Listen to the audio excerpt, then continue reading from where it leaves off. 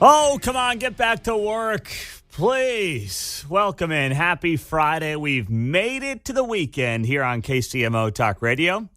Unless, of course, you are a member of the UAW, in which case some of you started the weekend not here in Kansas City, but in other parts of the country last night.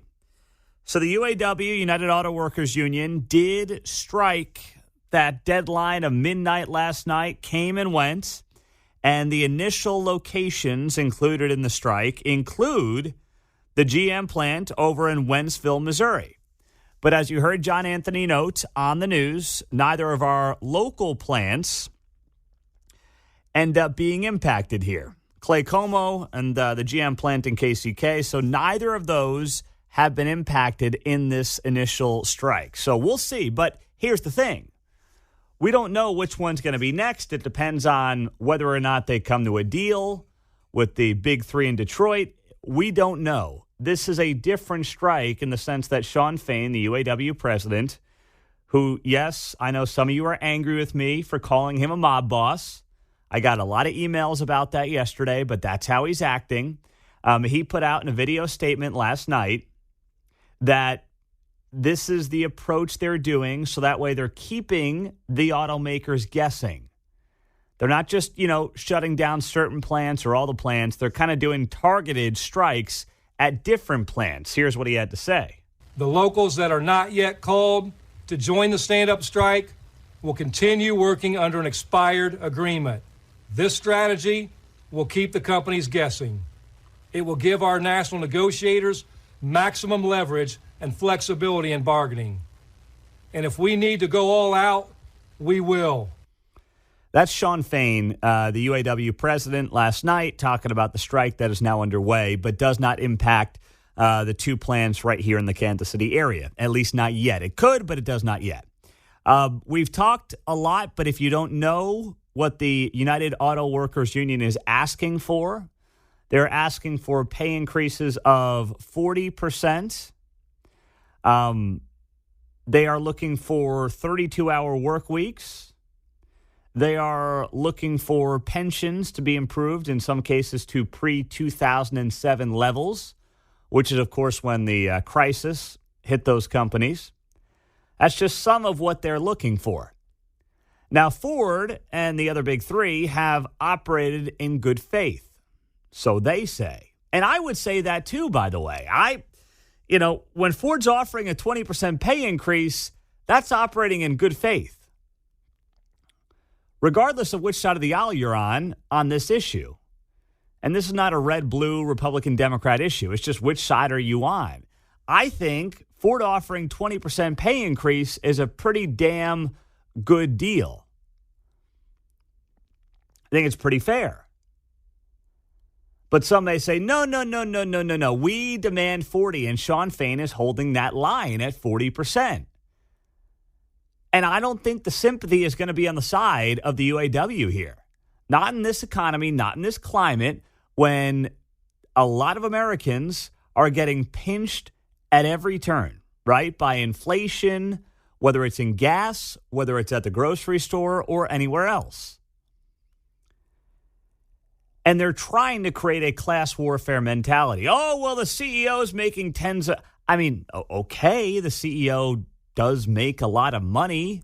I understand that. My CEO makes a tremendous amount of money compared to me. But I don't really sit here and view my life through the prism of what the CEO of my company makes. Because guess what? I'm not doing what the CEO is doing. I love doing this. I'm not going to sit here and tell you it's backbreaking, but there is a lot of preparation that goes into it. But I'm not doing the CEO's job. So I don't sit here and look at myself and my own income through the prism of, my CEO is making fill in the blank. That never crosses my mind. Maybe for some it does, but it's never been a way that I look at the world and view the world in the way that it should be. We're very different people with very different jobs, and that's how it works. So now we sit here on this strike, and what's interesting is Betsy Webster, KCTV5, She was down at the Clay Como plant last night, and here's part of what she had in her report. Well, like you said, they're reporting to work as usual. The phrase that they've used is to remain strike ready. And they are. They've been very organized through all of this. Earlier today, an employee showed us a prepared picket schedule that had been sent out to employees this afternoon. Those unit members were separated into alphabetical groups assigned 4-hour shifts. So that's Betsy Webster, KCTV5. As the Clay Como and GM plant in KCK are not part of the initial strike. The one in Wentzville, Missouri is part of the initial strike, the GM plant there, but neither of our local plants here. It's interesting because yesterday we heard from some of you on the text line who are Clay Como employees. And some of you agree, some of you disagree. And that's fine. We're here at 913-408-7710. But some of you were suggesting that you thought they were getting set for a big strike there, and that obviously did not happen. But we'll see. It might. On the text line, Pete, you're spot on about Sean Fain. He wants to turn us into France. Hoffa light. That's how he's come across, by the way. I totally agree with that. That's how he's come across. And what does he end up doing, by the way? He will end up forcing the hand of these automakers to either, one, create the price tag to be so high that they're not competitive in the space with Honda, Toyota. And let's be honest, in a perfect world, I would buy everything American. But when you look at the companies that are making some of the best cars right now in America, Toyota seems to come away number one every single time. Honda as well is doing very well. Kia is even getting astronomically better, not just because LeBron James does commercials for them. Like, they've improved their vehicles tremendously. Meantime, you have this antiquated environment with the Ford, GM, Chryslers of the world, and what's it getting them? It's going to result, by the way, in the company not doing as well in many cases. And then they're going to have to increase the price of the vehicle. And then what happens after that? The consumer ultimately decides what they want. Now, the F-150 is a great car. I'd take one tomorrow if somebody wants to buy me one. I would. I think it's a great vehicle. I know a lot of you driving them right now. But eventually, they're going to find themselves in a position where they're no longer competitive in the marketplace. And don't take my word for it. We had a guy on yesterday with the Detroit News that said if the union got what they wanted here, if Sean Fain got all his demands, these companies would be paying $100 per hour per employee. You heard that right. $100 an hour per employee when you factor in salary, benefits, pensions, everything else. Meantime, where is Honda and Toyota at? $55 an hour. Where's Tesla at? $45 an hour. That tells you the entire story right there. 913-408-7710. As we'll roll through the morning here on KCMO, keep you updated on where this strike is headed and what exactly the latest is. But right now, we know that this strike does not include our two local plants, but it could at any moment, by the way. I'll add this to the conversation. When Ilhan Omar is on your side, it might be time to take a look in the mirror. We'll get to that in your calls. Coming up, 6:14 on a Friday morning, Pete Mundo on KCMO. You know, Ilhan Omar is one of the members of the squad up there in Minneapolis. You know, she's in the AOC. And she's probably, if AOC is the Paul McCartney of the squad, then Ilhan Omar is probably the John of the team, of the group. Like, she's second fiddle there. She's a big deal, right? Is that a fair analogy, John? I like it. She's the John? Like okay. We'll put Rashida Presley as George. Yeah. That leaves who for Ringo? Yeah. Who would that leave for? Would it leave Corey Bush for Ringo? She was the fifth one, I thought, but yeah, I'm losing you're right. track. Gosh, I'm losing track of the squad members, too. So Corey Bush is no more than Pete Best. Okay. Rashida Tlaib in Detroit, and then Presley in Boston, and now, yes, Corey Bush is the fifth wheel. Yeah, she's Pete Best. I was in the group. Anyway. Oh, gosh. And I All right. like your analogy. Hey, you got in your 1960s music reference. You and Bill O'Reilly can get lunch together, okay? All right. So Ilhan Omar, the John Lennon of the squad, she tweeted out last night, the CEO of General Motors, Mary Barra, made $29 million last year alone. That's 362 times the median GM worker's paycheck. Solidarity with the auto workers demanding fair wages and benefits while their CEOs pocket millions. So then she does the old fist up thing, right? Okay. It's such a cute talking point, you know? I mean, it really is.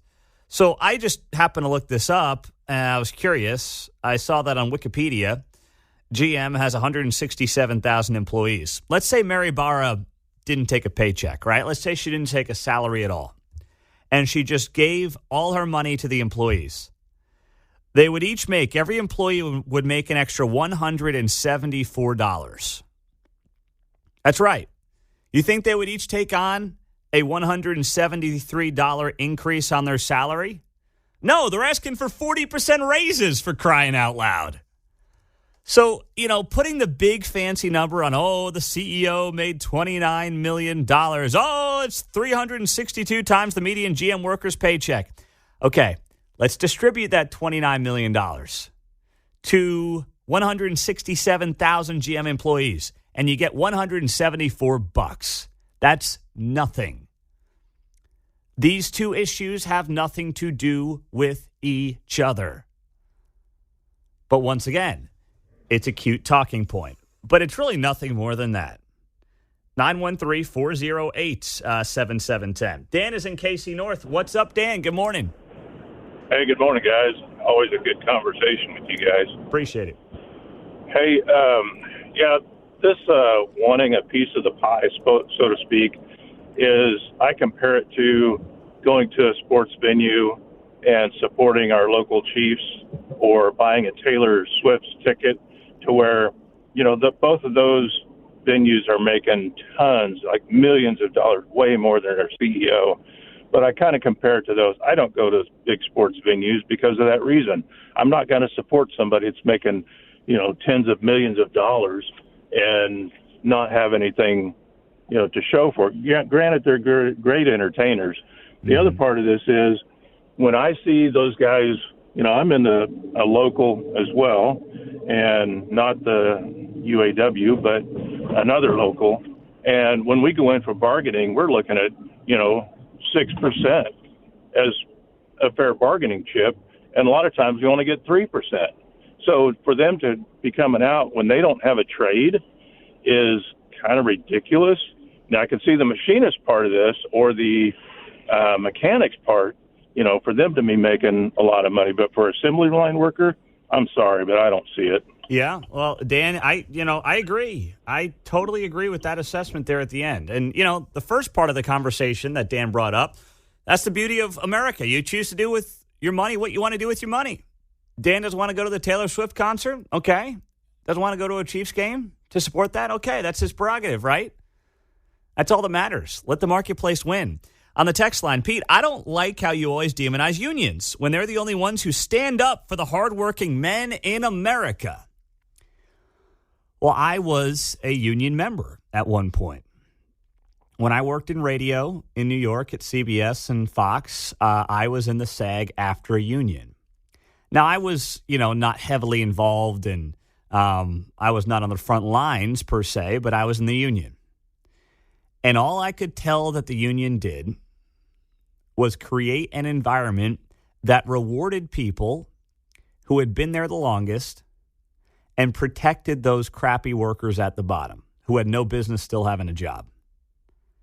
That was my experience. Now, you might have a different experience. That's fine. And, we can talk about that throughout the morning at 913-408-7710. But my experience is the union protected people who hung around the longest, and it also protected those who, frankly, shouldn't have been employed at the bottom, who were just bad employees. And those of us who were trying to get ahead based on talent and skill and hard work, we just kind of got treated as run-of-the-mill. Hey, get in line, wait your turn. You're a union guy. I didn't have a choice, by the way. I had to be in the union. It wasn't optional. And there was nothing about the experience I liked. And then, of course, they always came out with their hand out looking for a portion of your paycheck, too. So let's not forget that. This is well put on the text line. Pete, the majority of auto workers voted for all the BS we're putting up with now from the current administration. Tell them to kick rocks.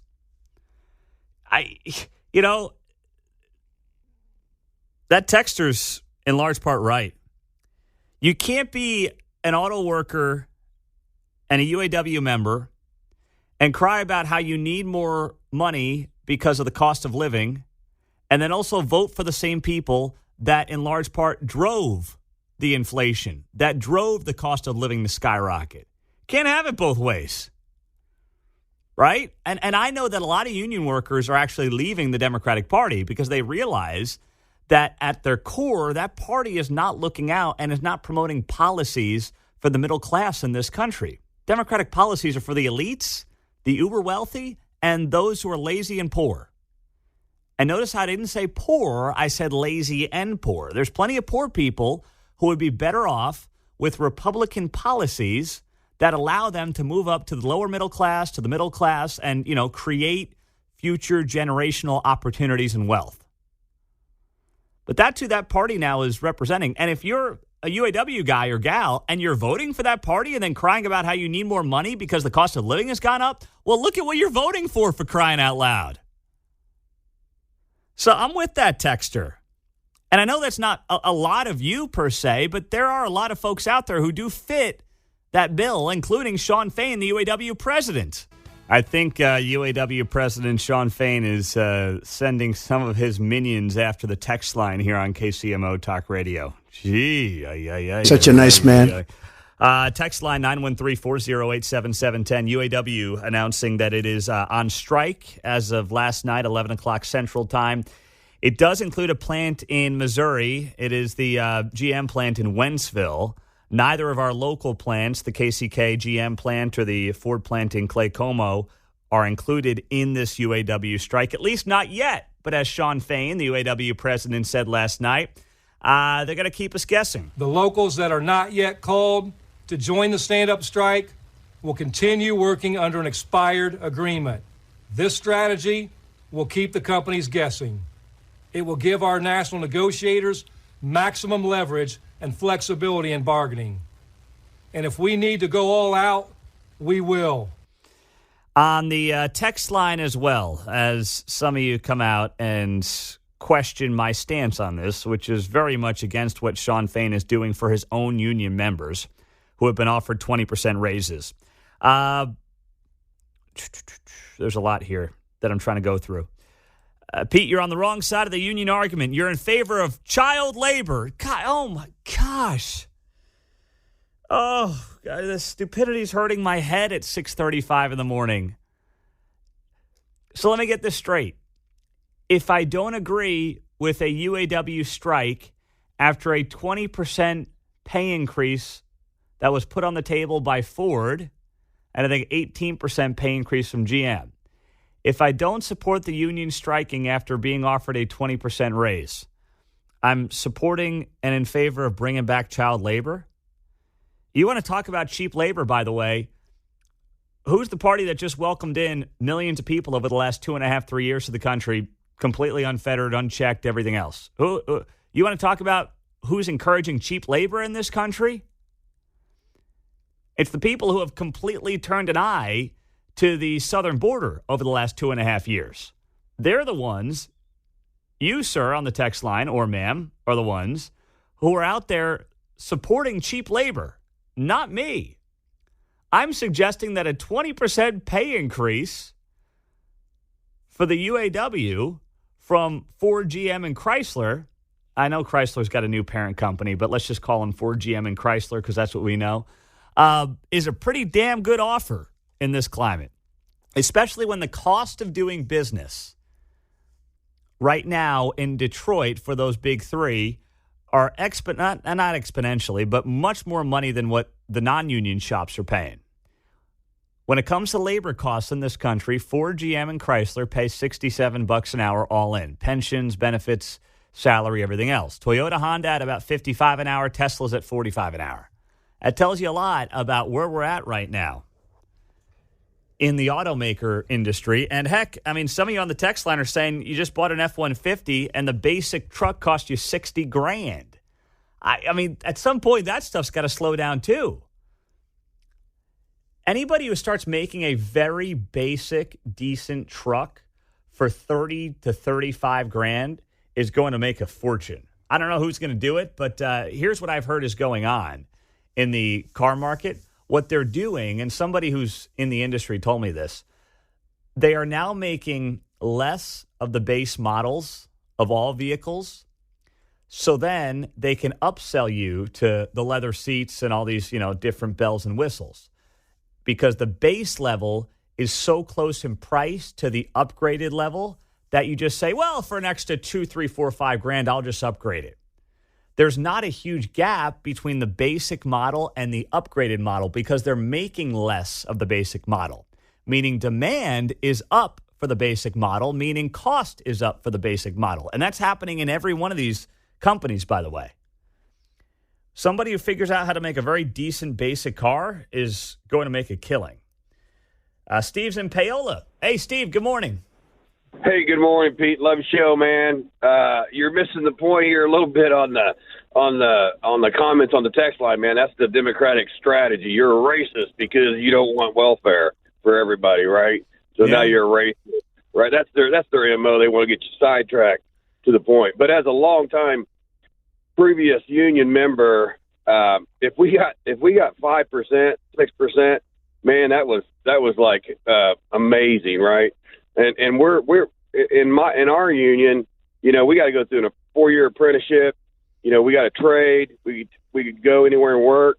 I mean, you're talking about assembly line workers, right? Mm-hmm. And here's another thing. I'm a American Buy First guy, but I'm not paying $70,000 for F-150. I'm gonna go get me a Toyota Tacoma for like half the price. So those guys, they've got some bad leadership and they've got some bad guidance. Thank you very much there, Steve. And that's the thing, right? In the end, the consumer is going to win out. The consumer is going to pick the winners and the losers. And, I agree. I don't have a truck. I'd love to have one. We got one truck in the household right now, and it's not mine. But it would be great to have one. But I'm with Steve there. I mean, as the cost, and we've seen this in the car market since COVID, but it's only continued. As the cost of these vehicles continue to skyrocket, I mean, it's like taking out a second mortgage at this point, buying a new truck. And what do you think giving 40% pay raises is going to do? Rick in Odessa is on KCMO. Hey, Rick. Hey, good morning, Pete.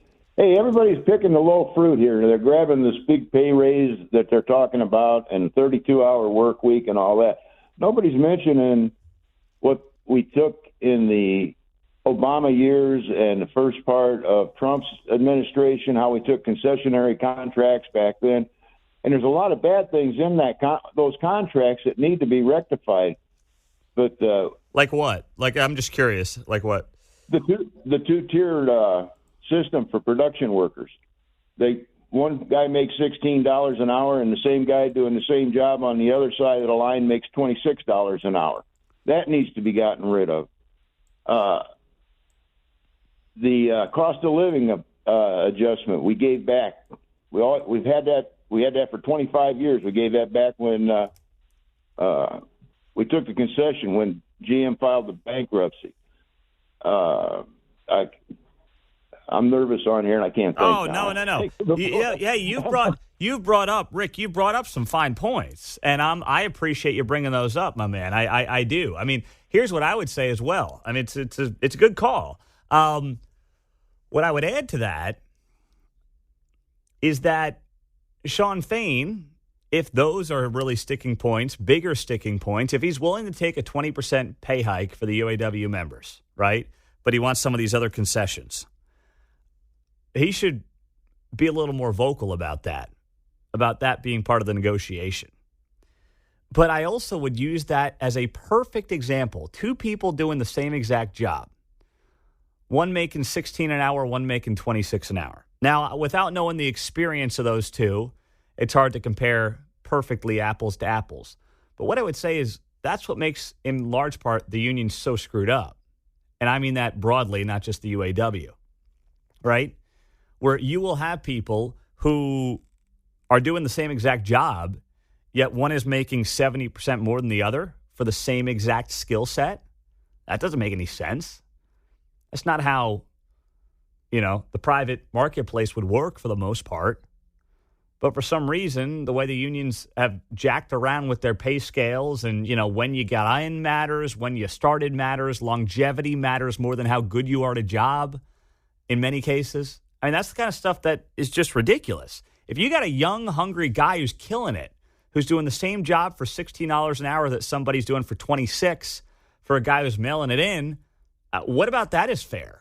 You want to talk about fairness? And that guy making $16 an hour, there's nothing he can really do to make more than $16 an hour right now. He can be the best that you've ever gotten. And he can't make more than that because of how unions do their pay scales.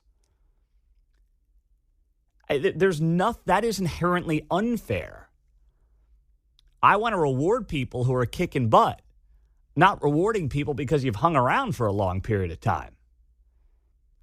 913-408-7710 is how you join us on KCMO Talk Radio, 710 AM and 103.7 FM on the KCMO Talk Radio app as well. We'll continue with you. Top of the hour, Kendall Gammon is going to be here. He's going to be joining us, of course, getting you set on a Red Friday for the Chiefs-Jaguars game, a rematch of that playoff game last year. We'll get to plenty more, though, of what is happening right here in the Kansas City area. No strikes right now at the Ford Clay Como plant or the GM plant in KCK, but they could be dropping at any moment because they're doing targeted strikes around the country.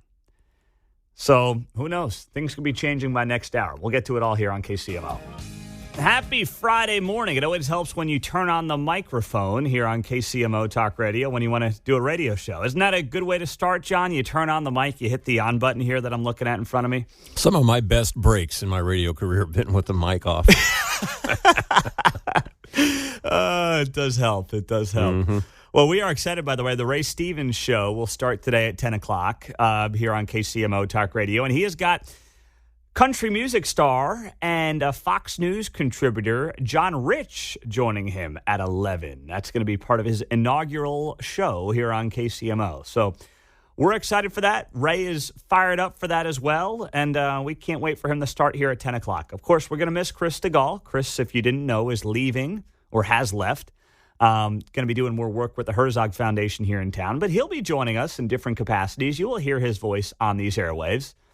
This was Chris's decision, and it's nothing but love for Chris DeGaulle. But we are excited about Ray Stevens. And Mark's going to be captaining the ship of the show. So you fired up there for your boy Ray, Mark? Oh, yeah. I let him know today is Red Friday, but also Ray Friday. Oh, so it should be a fun one. I see what you did there. It is Red Friday, and it is Ray Friday. Speaking of Red Friday, Kendall Gammon will be here just after the top of the hour to preview that Jaguars game. It's the only noon Sunday game this season.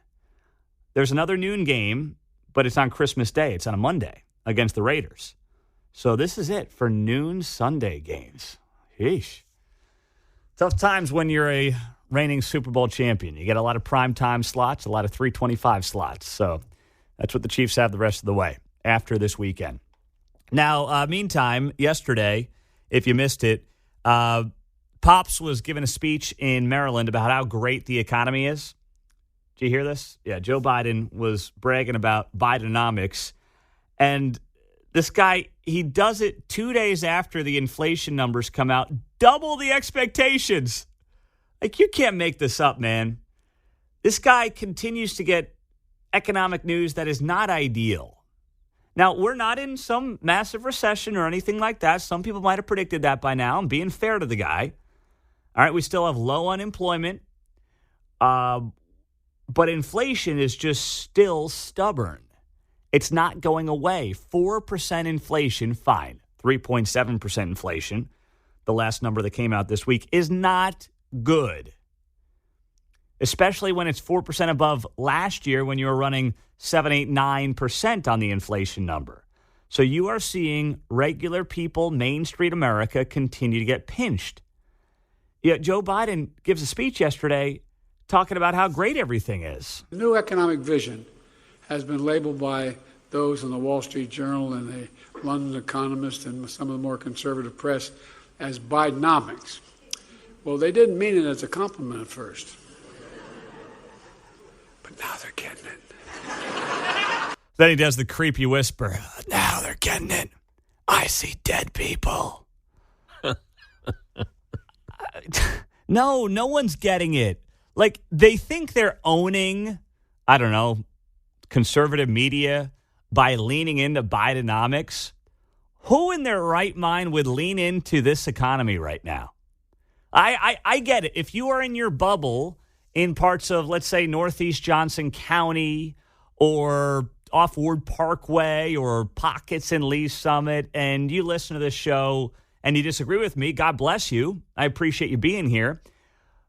And you're like, I everything's fine. I was at Taylor Swift. I spent $8,000 for a ticket and a beer. I mean, life is great. What are you talking about? Recession or bad economy? That's the thing about inflation. The further you go up the economic ladder, the less it's felt, the more meaningless it generally is. Those pockets are not going to feel it. But when you go down the economic ladder, that's how you end up with a record amount of credit card debt, $1 trillion outstanding in credit card debt right now. That's the reality for millions of Americans. And thank goodness unemployment is staying low. If the unemployment ever starts to tick up, then we are looking at a disaster here in this. We are only a couple of unemployment points away from a potential economic disaster, because then people are not going to be able to pay their bills and pay their credit card debt. That would be horrible. And we're not there yet. And I don't know if I'm hoping that we never do get there.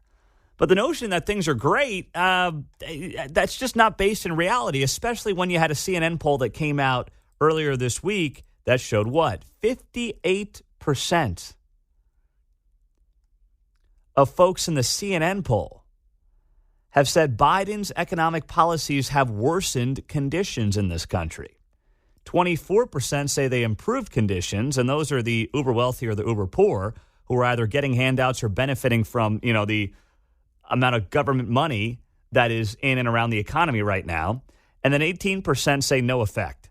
So do the math there. 76% of those in a CNN poll say that Joe Biden's economic policies have either had no effect or have worsened conditions. 3 out of 4 people in the poll. Yet this guy's going around, or I shouldn't say screaming, whispering about how great Bidenomics is working. And it's like, on what planet is that, my man? You got to be kidding me. What are we talking about? And then if you missed it as well, this is always entertaining. So they're now calling it Maganomics. Yeah, they're doing Bidenomics versus Maganomics, referring to Donald Trump. Gosh, they are so cute. But Joe can't get it right, so he calls it this. Under Meganomics, is what I'm calling it. What? Meganomics? What? It sounds like something from Monopoly. What is mega? It's mag. You're trying to own the guy. You're trying to own your predecessor and rip on your predecessor, and you can't even rip on the guy right. Can't even get that part straight. Maganomics, if you want to go down that road. Meganomics. Mega. Under Meganomics. Oh, gosh. What are you calling it, Joe? You don't even know what you're calling it. Your staff is telling you to call it Maganomics. You're calling it Meganomics because you can't read the damn teleprompter. It's truly unbelievable. Text line is 913-408-7710. Sounds like he's not getting it. No, he is definitely not getting it. Whisper, loud old man whisper. Oh, sounds like the grandpa and Family Guy. Yeah. The creepy grandpa who's, I won't make too many comparisons there because that could go down the wrong road. But you get the point. Welcome in. Happy Friday morning. If it's too much of a coincidence, then you know what? I'm just not buying it. Welcome in. Happy Friday morning on KCMO Talk Radio. How about Bill Riley just spitting the facts there about poverty in America and how to avoid it? And it's not through government checks. I'll tell you that right now. Overland Park Police Chief Frank Donchez, he has been one of the lead stories in the news this week across Kansas City. Why? Because he resigned, shockingly to many, earlier this week. And his resignation happened to come after a terse conversation with Sheila Albers, who's basically been trying to get the guy fired since her son was shot and killed by police back in January of 2018. We'll get back to that story in a second. But Frank Donchez spoke to the Washington Post, of all places, on Wednesday night. And he told the Washington Post that he was not forced to resign and that he left because of family matters, rather than because of his exchange on Monday night with Sheila Albers. He told the Washington Post, Washington Post, the only time they want to care about anything in law enforcement in Kansas City is when they can try to drag law enforcement through the mud. I give him credit for getting a hold of Frank Donchez. I've been trying to do that myself. And thus far I've not been able to, but the Washington Post has a lot of resources to make that happen.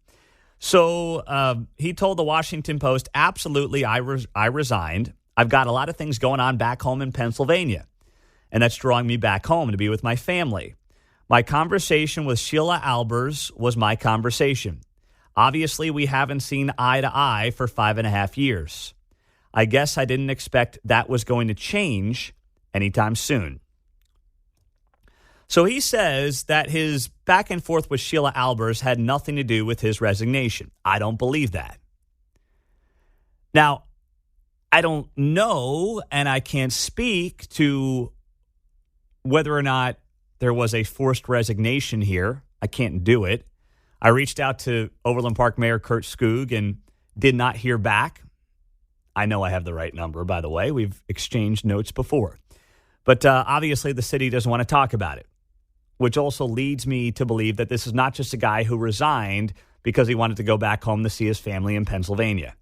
If that were truly the case, the city would not be as clamped up as it is right now.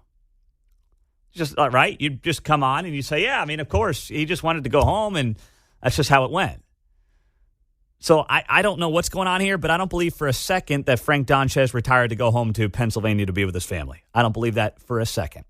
Now, Sheila Albers, her son, who had a history of mental health issues, including self-harm, was having an episode in January of 2018. And what took place then led to the law enforcement officers showing up to the home of the Albers family and 149th Terrace in England Street back in January of 2018. Somebody had called to check on a person who reportedly threatened to harm himself. Officers showed up to the house. Investigators said the garage door opened up. A vehicle came out. And a report from federal officials who investigated this said that the cop fired 13 shots at the car, striking Albers 6 times. Now, the feds did not charge the former Overland Park police officer in this case. But Sheila Albers, the mother of John, who was 17 at the time, who was having a mental health episode, has been an activist in this area for the last 5.5 years. I empathize with her. It's impossible not to. But it seems like she has taken a lot of her frustration out on Frank Donchez, the chief, as if somehow he pulled the trigger. As if somehow any situation like this involving a young man who is going through a mental health episode is not incredibly complex, and there's a lot of gray areas, and there's not one person to point the finger at. Certainly not the police chief, who was not the guy who in any way pulled the trigger, who was not involved in this situation, but for some reason, she has been after Frank Donchez for 5.5 years. And the big mistake that Frank Donchez made on Monday night at the city council meeting in Overland Park is engaging somebody who wants his head on a silver platter. Of course, I mean that figuratively, not literally. But both sides admit that they had a tense exchange before the city council meeting on Monday night, where Frank Donchez walked up to Sheila Albers and they started talking about his initiative trying to get 30% more females in the Overland Park Police Department by 2030. It's the 30 by 30 plan that Overland Park has rolled out. And he talked about how it's been difficult to recruit because, well, it's been a horrible, 3.5 years for folks in law enforcement. And then she eventually calls him a liar, and he more or less calls her a bad parent. And you know what? They both made mistakes. But the biggest mistake in all this by Frank Donchez was engaging with somebody who has been trying to get you fired for 5 years. That is the biggest mistake that is made in this entire story. And I don't think we're done hearing about it because I don't believe anybody right now who's talking about it publicly. Well, of course, the guy on Twitter who wants to troll me happens to be also funded by the government. And that is, I just happen to pop up my Twitter mentions here. And what's his name over there at KCUR, Sam Zeff, who I don't know. Do these people work over at KCUR? Of course, the guy who, is overpaid because the government helps fund the operation is going to support the UAW right now. He's all upset because the CEO of GM makes $29 million a year. That's the same argument Ilhan Omar is making, a squad member, the John Lennon of the squad up in Minneapolis. She's also making the case and saying, well, the CEO makes $29 million. What's that got to do with anything? If you were to take that $29 million and let's say she took no salary, you took the $29 million and you gave it to all the UAW members at GM. That's tens of thousands of people. You're talking about couple hundred to a few $100 a year. That's chump change. None of them would sign up for it. So stop using the CEO's salary as some kind of justification for this conversation. It's about keeping a business competitive. The other thing that comes up, and I'm seeing a lot of this on the text line. Pete, you never talk about what the workers gave back over the years to keep the company afloat. Okay, and I know that there was a lot that was given up back in 07, 08. But that blueprint was dying already, right? The big pensions and things, those were going away. The lifetime health care, things of that nature were going away. The only places you really get that anymore is from the government, if you work for the government, which is a whole separate conversation. Why government jobs funded by the taxpayer end up with better benefits than the private sector is a completely different conversation on how somehow those of us who fund the government end up with worse benefits than those who work for the government that we fund, whether it's at the city level, the state level, or the federal level. It's completely ridiculous. But that's a different conversation. The point is, in the private sector, you don't have a lot of those deals anymore. They don't exist. The world has changed. So I understand that concessions were made 15 years ago, but that doesn't mean that you just get to go back to a world that doesn't exist anywhere else in the private sector because you want the world to be that way. 913-408-7710. That's how you join us on KCMO Talk Radio. Let's go to Mike, who is in Kansas City. He is a UAW member. Hey, Mike, good morning. Thanks for checking in. Good morning. How we doing? All right, Mike, now's your chance to let it rip, my friend. Go ahead. Oh, no, I heard your point of view on things, and the first point of view that I was sitting there listening to was the how much the CEO makes compared to us. And like the whole political spectrum, they'll throw a whole bunch of stuff at the wall and see what sticks, and if something sticks, they'll run with it. It's not about what the CEO makes. It's about the middle class. And that's what this whole thing is about, and how much we make and what we give and what we lost. Yes, back in 2008, we did take concessions and we did take a cutback. But at the end of the day, we're blue-collar working people, and that's all that we're worried about right now. But your point of view on the whole thing is that you're like, stop. getting to the CEOs, and that's not what it's about. We're blue-collar working people, and we just want our fair share. What is your fair share? What it started out as when the union first started. No. But what's the number? What number would make you satisfied when you say your fair share? What's the number? It's not necessarily a number. Like I said, everything that the UAW is throwing out on how much we should get paid, pensions, and so on and so forth. They're throwing all these things against the wall. These are things that we lost. Now, how come we can't get them back?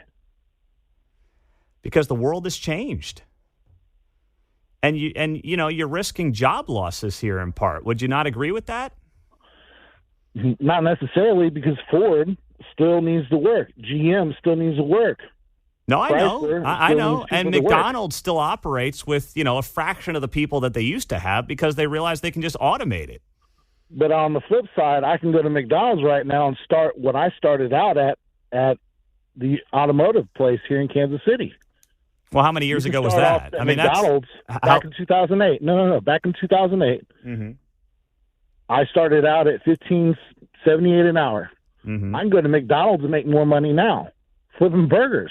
Yeah, but here's the thing. So, but honestly, I didn't agree with fast food making the same amount of money that I am working where I'm at now. But also, the cost of living has gone so far up, and we're not getting paid to equalize that. That's the whole point. And who's done that, by the way? Why'd that happen? We're making concessions back in 2008. No. Why has the cost of living gone up so significantly the last couple of years in particular? It's based off our economy. It's based off of big business. Big business. On how they want to price things. Not like government spending or anything like that? No, it's kind of like this. The price of oil 50 years ago is the same price as what it is today. But they want to raise it higher for whatever they want to do. They control that aspect. The CEOs control the aspect of the workplace. All right. Well, here's what I would also add to am the conversation. Right, am I wrong? Like 50 years ago, gas was 20 cents a gallon, and here it is almost $5. Why? Nothing has changed with oil. It's the same thing. So with the work that we're doing, yes, they've added robots, but that doesn't mean that we still cannot work.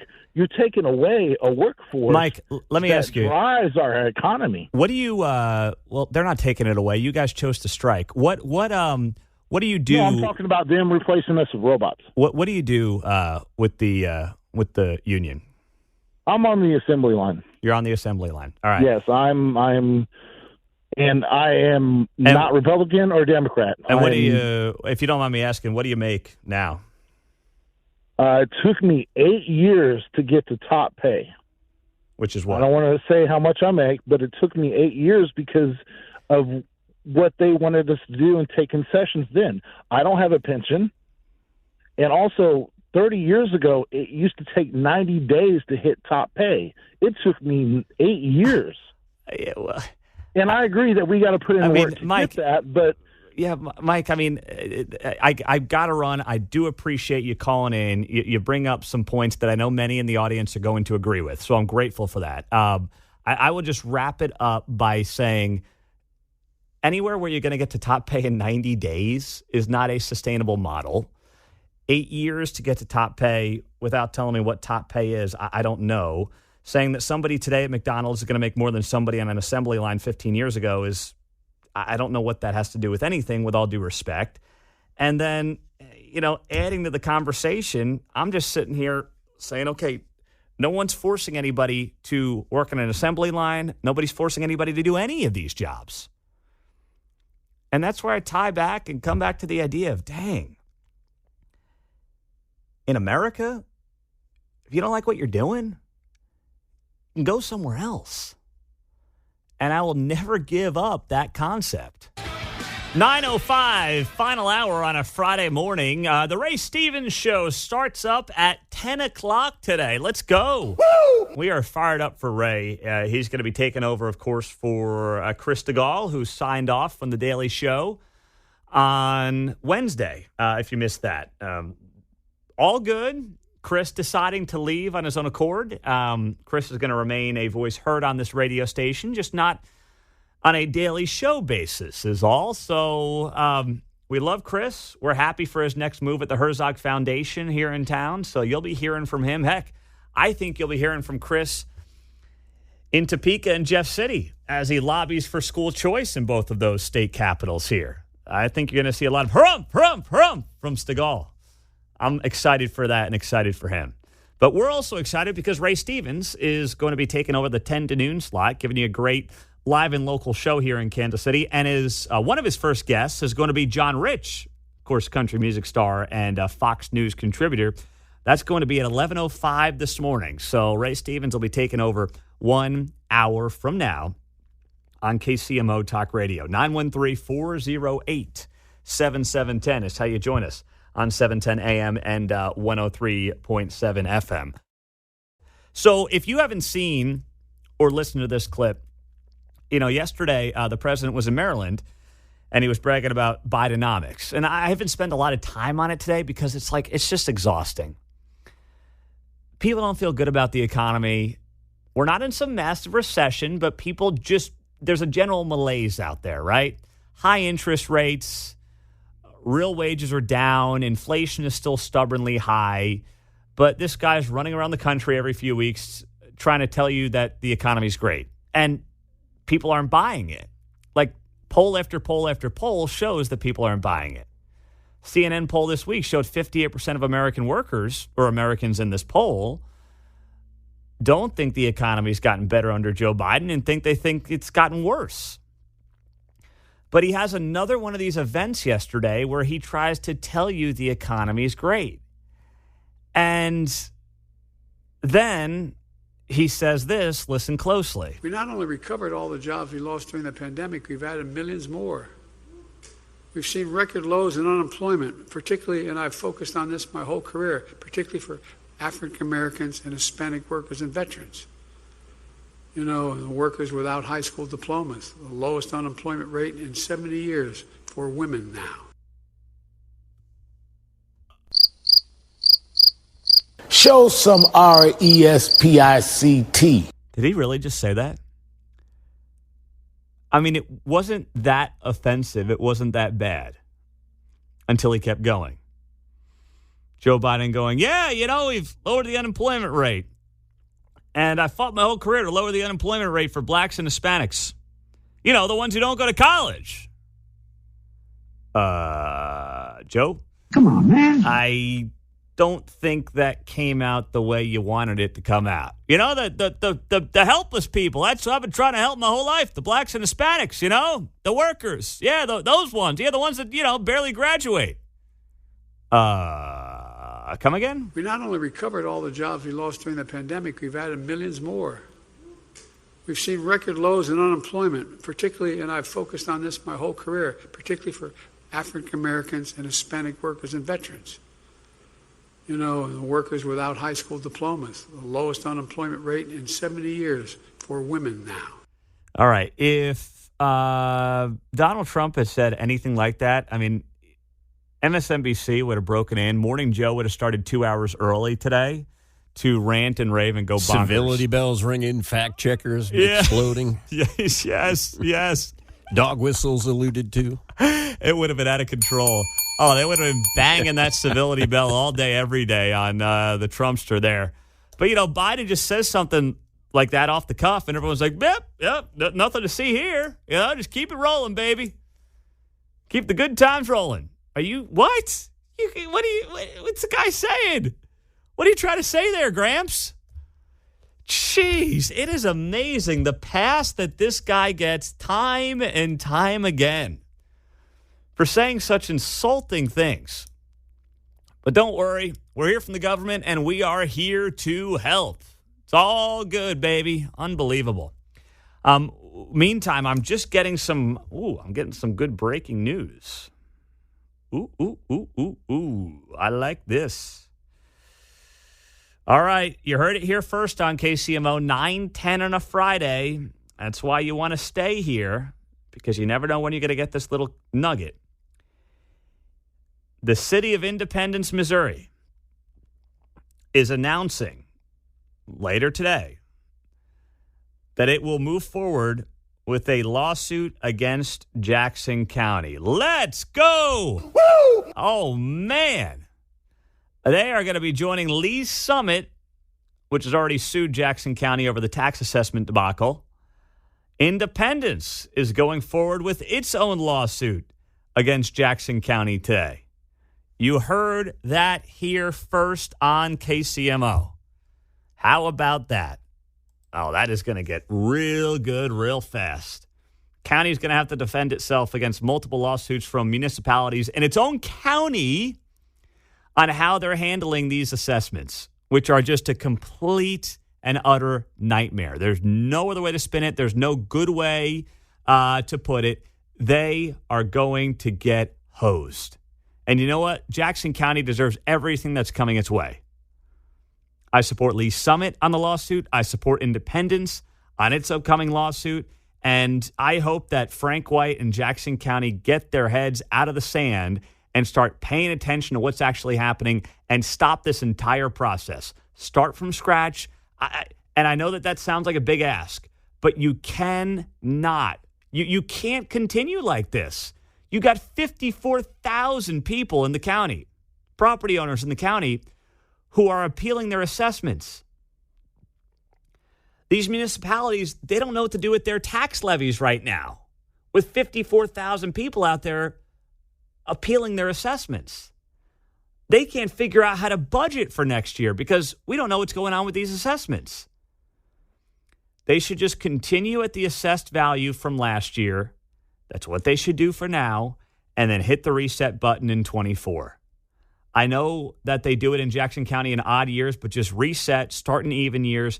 You guys screwed this thing up so bad. You got to scrape the whole thing off the board. You cannot continue as is right now.